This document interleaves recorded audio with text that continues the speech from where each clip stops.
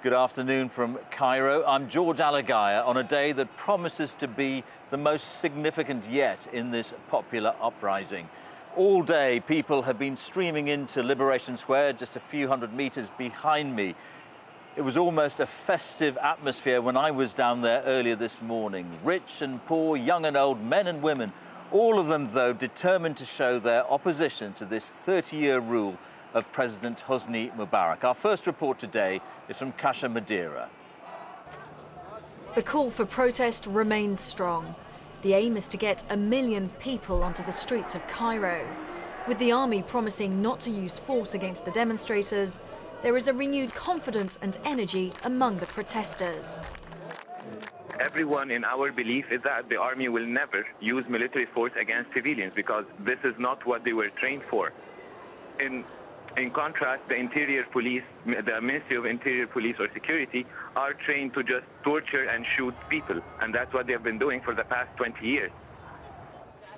As the relationship between the army and the demonstrators seems to be strengthening, praise for the protesters' conduct has come from Egypt's most famous actor. I find our young people very courageous and very kind. They have been perfectly organized and perfectly not hurting anyone, not annoying anyone. They are wonderful people. I am very proud of my Egyptian young people. As the goal to remove Hosni Mubarak from power becomes increasingly within grasp, a mock trial is held for the president in Cairo's Tahrir Square. The message is clear. We want to change the system, we want alteration, new alteration. The army must be with us.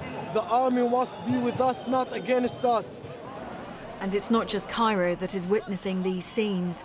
Yesterday's demonstrations in Alexandria, Egypt's second largest city, are to be repeated today. With their power challenged, Egyptian authorities are trying to stop the demonstrations in any way they can. Train services have been suspended for a second day, and all bus services between cities have been stopped to prevent people getting to the protests. Although today's protests seem to have taken on a more friendly atmosphere, in these uncertain times, many still want to leave Egypt, but are struggling to do so. There are around 4,500 people still stranded at Cairo airport. Back to the capital centre itself, as people continue to flock to Tahrir Square. Already it seems this will be Egypt's biggest demonstration so far. Kasia Madera, BBC News.